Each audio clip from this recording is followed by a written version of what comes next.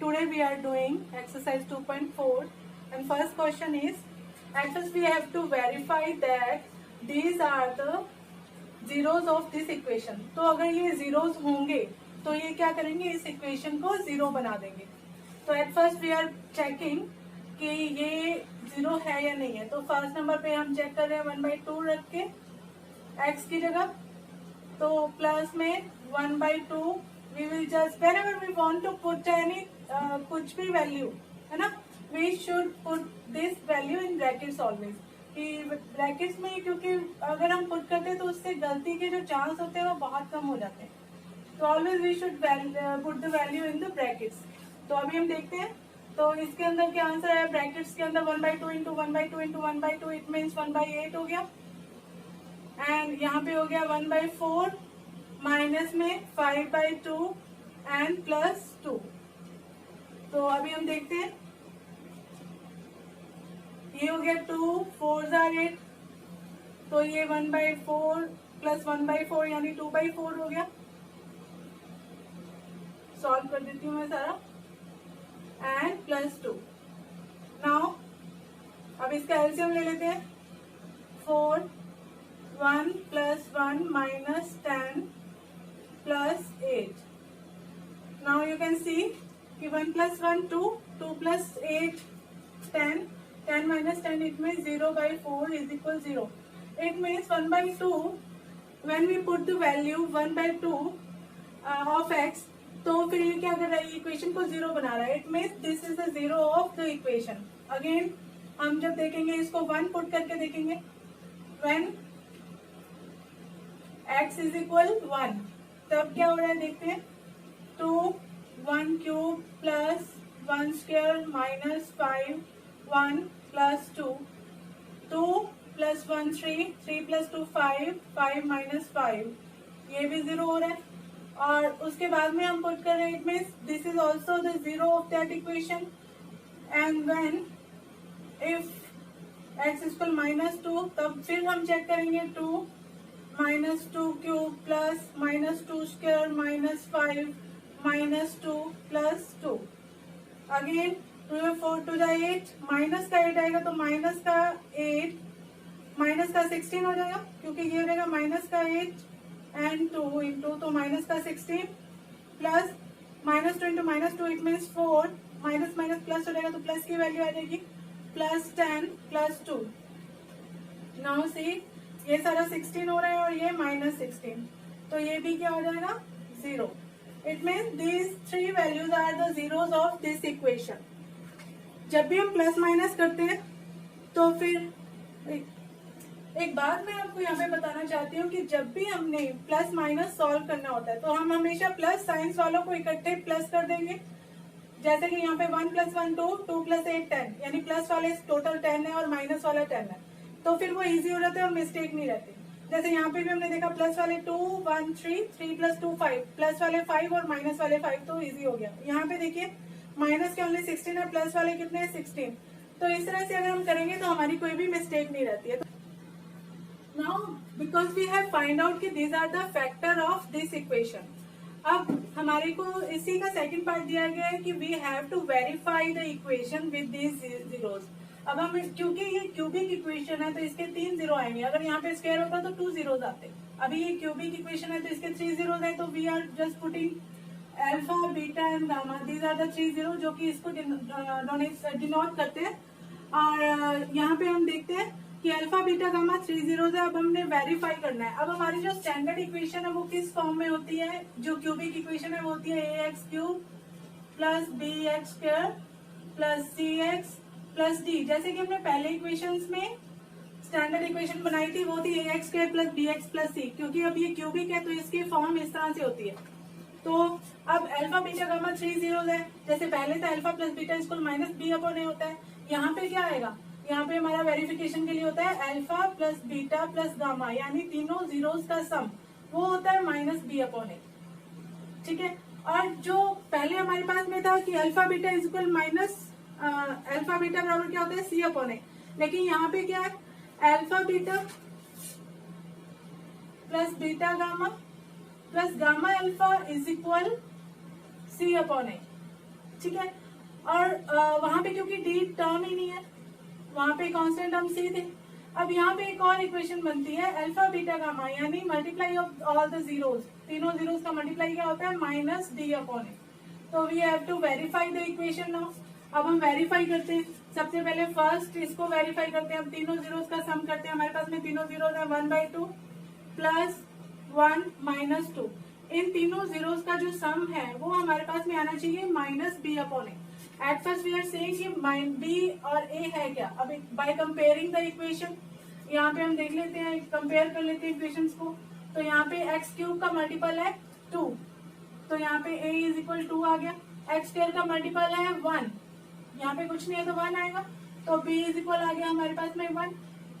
x का multiple है c, यहाँ पे है -5, तो c इज इक्वल आ गया -5। d इज इक्वल आ गया हमारे पास में कांस्टेंट टर्म 2।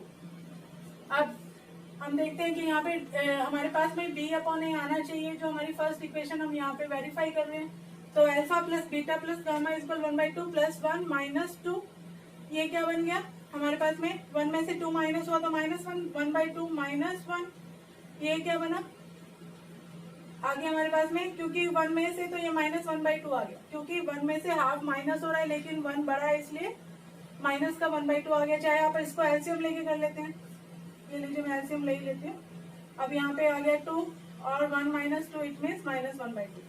अब ये हो गया हमारा लेफ्ट हैंड साइड, और राइट हैंड साइड में हमने देखना है कि क्या ये वैल्यू माइनस बी अपॉन ए आ रही है। यहाँ पे तो हमने देखा alpha plus beta plus gamma. अब यहाँ पे देखते हैं माइनस बी अपॉन ए, वेरीफाई करना है इसको। तो माइनस बी यानी क्या हुआ -1 और बी ए यानी क्या हो गया 2 बाय पुटिंग द वैल्यूज।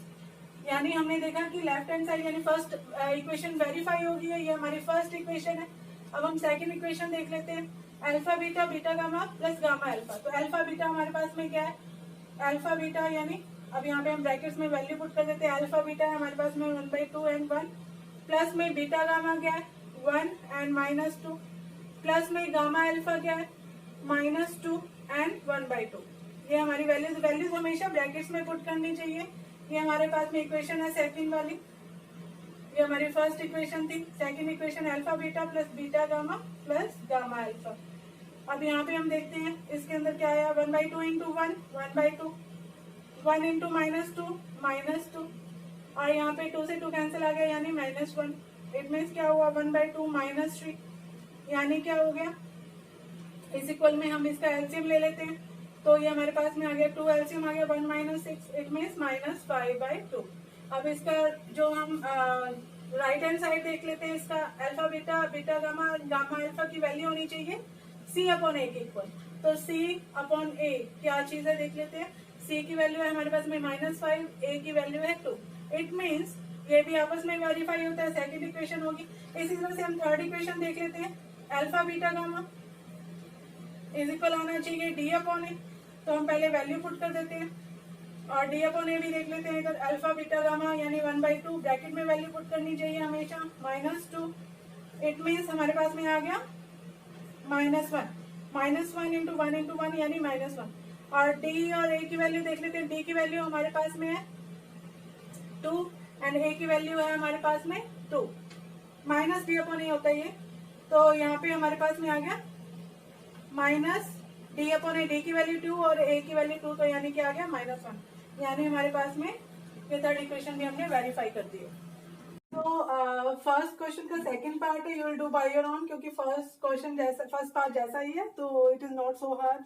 और अगर फिर भी आपको चाहिए हो तो कमेंट बॉक्स में डाल दीजिएगा। और ये जो सेकंड क्वेश्चन है इसमें we are given where the sum of the zeros is 2 and the sum of the product of the zero when जो zeros are taken, 2 zeros are taken at once, की उस टाइम पे ये -7 आ रहा है सम, and तीनों जीरोस का जो प्रोडक्ट है वो -14 है। तो we have to find the equation.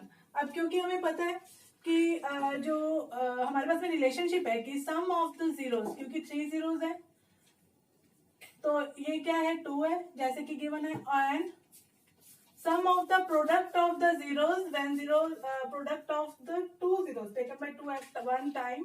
तो ये क्या है alpha beta beta gamma and gamma alpha is equal -7 and third number पे है अल्फा बीटा गामा, यानी product of the zeros is -14. Now we are given कि we have to find the equation of the polynomial. अब क्योंकि हमारे को इसका relationship पता है, वो क्या है कि alpha plus beta plus gamma क्या होता है, -b/a. Alpha beta plus beta gamma plus gamma alpha क्या होता है, -c/a. Sorry c/a. And alpha beta gamma क्या होता है, -b/a. ये हमें याद रखना चाहिए. अब we'll just compare the things, क्योंकि हमारा standard form of the equation क्या है, वो है ax³ plus bx² plus cx plus d. ये वाला फॉर्म हमने लाना है और हमें इस इक्वेशन से इसकी वैल्यू पता लग जाएगी a, b और c की. तो हम देखते हैं कैसे पता लगती है, क्योंकि -b/a इज इक्वल टू, ये हमारा फर्स्ट इक्वेशन है. अब 2 के नीचे कुछ नहीं है तो 1 लगा देते हैं. दूसरा है जो c/a हमारे पास में वो क्या है, -7 है. 1 लगा रही हूँ मैं साथ में क्योंकि नीचे कुछ नहीं है. एंड थर्ड नंबर पे है -d/a, ये हमारे पास में -14 है, नीचे फिर 1 लगा दिया. अब हम फिर से चेक करेंगे कि नीचे जब a है तो a की वैल्यू सभी के अंदर 1 आ रही है कंपैरिजन करने पर, तो फिर हमारे को एक कुछ भी इसके अंदर चेंज करने की जरूरत नहीं है. अगर वैल्यू चेंज होती, कहीं पे 2 होता, बाई चांस मान लीजिए यहाँ पे 2 होता, तो फिर हमें क्या करना पड़ता, बाई चांस यहाँ पे 2 होता, तो फिर अगर बाई चांस यहाँ पे 2 गिवन है मान लीजिए, तो फिर हमें यहाँ पे भी 2 बनाना होता, यहाँ पे भी 2 बनाना होता, फिर हम ऊपर नीचे 2 का मल्टीप्लाई करके इक्वेशन में सभी तरफ 2 की वैल्यू सेम कर देते. तो अभी यहाँ पे क्योंकि ऑलरेडी सभी की वैल्यू सेम ही है, a की वैल्यू सभी में, तो हमें इसको कुछ करने की जरूरत नहीं है. अभी जस्ट कंपेयर द थिंग्स. अब a की वैल्यू तीनों से पता लग रही है, 1 आ रही है. b की वैल्यू देखिए -b/2 आ रही है, तो b की वैल्यू क्या आ जाएगी, -2. जो साइन इधर वाला इधर से प्लस करके इधर माइनस कर देंगे. और c की वैल्यू कितनी आ रही है, -7. d की वैल्यू -d की वैल्यू -14 है, तो फिर d की वैल्यू कितनी आ जाएगी, 14. नाउ वैल्यू इस इक्वेशन में पुट कर देते हैं, तो हमारे पास में आ गया 1x³. q की वैल्यू हमेशा ब्रैकेट में पुट करनी चाहिए. b की वैल्यू कितनी आई है, -2. इस इक्वेशन में पुट कर रहे हैं हम just values by putting the values in the equation standard form. तो फिर यहाँ पे x² आ गया. c की वैल्यू कितनी है हमारे पास में, -7 है. एंड d की वैल्यू हमारे पास में है 14. ठीक है, अब देखते हैं सॉल्व करके. x³ -2x² -7x plus 14. तो ये हमारे पास में हमारा क्वेश्चन कंप्लीट होता है, ये हमारी इक्वेशन आ गई. So this is the third question of exercise 2.4. We have given the polynomial, cubic polynomial, और हमारे पास में जीरोस भी गिवन है. अब जीरोस यहाँ पे -b a एंड a+b है, क्योंकि हमारे जीरोस जो हम फॉर्मूलाज में या फिर हम जो वेरीफाई करने के लिए लेते हैं वो अल्फा बीटा गामा है. तो हमारे पास में 3 जीरोस, अल्फा बराबर a-b है, बीटा इक्वल a है एंड गामा इक्वल a+b है हमारे हिसाब से. और हमारे पास में इक्वेशन ये है. ठीक है, अब उन्होंने बोला कि a b c की वैल्यू, a और b की वैल्यू फाइंड आउट करनी है, यानी यहाँ पे जो a b है इनकी वैल्यूज फाइंड आउट करनी है. अब यहाँ पे जो हमारे पास में इक्वेशन है इसकी स्टैंडर्ड फॉर्म हम पता लगा लेते हैं. हमारे पास में स्टैंडर्ड फॉर्म होती है. अब ये वाला हम a की फॉर्म में ले लेते हैं या फिर स्टैंडर्ड फॉर्म के हिसाब से हम ले लेते हैं कि LMN ले लेते हैं. तो देखो lx³ plus mx² plus nx plus z, ऐसे ले लेते हैं. चलो ठीक है, अब हम देख लेते हैं कि हमारे पास में जो l की वैल्यू कितनी आ रही है, वो है 1. m की वैल्यू आ रही है -3, n की वैल्यू आ रही है 1 एंड z की वैल्यू भी आ रही है 1. हम जो इसको abc की फॉर्म में ले लेते हैं, लेकिन उस abc से कहीं कंफ्यूजन ना हो जाए इसलिए मैंने ऐसे लिख दिया. अब क्योंकि हमारे को पता है कि सम ऑफ द जीरोस क्या होता है, alpha plus beta plus gamma, यानी सम ऑफ द जीरोस क्या होता है, माइनस. अब यहाँ पे -b/a नहीं लिखेंगे क्योंकि हमने LMN की फॉर्म में लिया, तो हमारे पास में वैल्यू आ जाएगी माइनस जो m/l. अब क्योंकि m की वैल्यू कितनी है हमारे पास में, -3, तो हम लिख देते हैं यहाँ पे -3/l की वैल्यू लिख दी 1.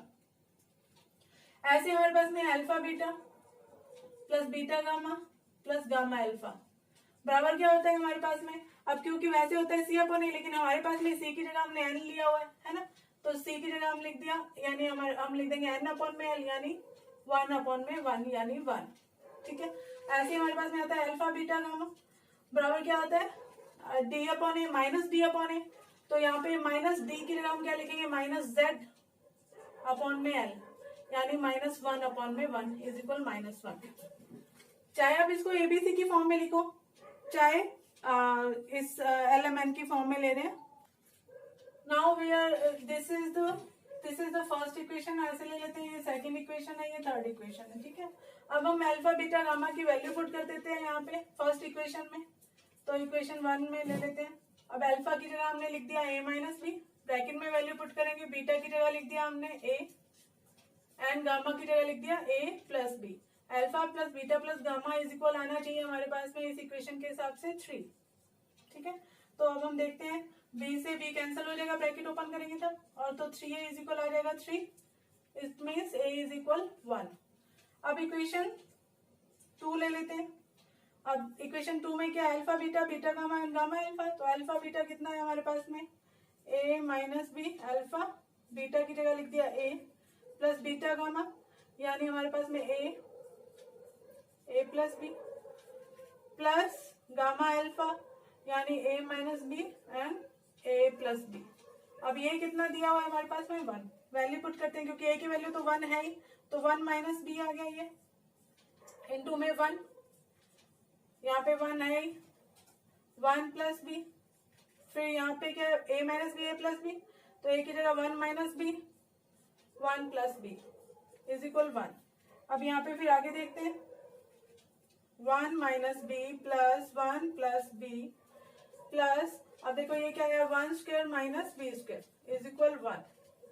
अब यहाँ पे देखते हैं b से b कैंसिल हो गया, 1 plus 2 plus 3 plus B square is equal 1, यानी बी स्क्वायर इज इक्वल आ गया 1, सॉरी ये माइनस का बी स्क्वायर है यहाँ पे, ये देखिए, तो यहाँ पे आ गया 1 एंड माइनस 3, ये 3 इधर जाके माइनस का हो गया, इट मीन्स माइनस 2, माइनस से माइनस कैंसिल हो गया, बी स्क्वायर इज इक्वल क्या हो गया प्लस माइनस रूट 2, क्योंकि जब स्क्वायर उधर जाके रूट में बदलता है तो साइन प्लस और माइनस दोनों लगते हैं। तो इस तरह से हमारे पास में b की वैल्यू आ गई प्लस माइनस रूट 2 एंड और a की वैल्यू हमने पहले ही फाइंड आउट कर ली थी, a की वैल्यू आ गई 1। तो ये हमारा थर्ड क्वेश्चन कंप्लीट होता है।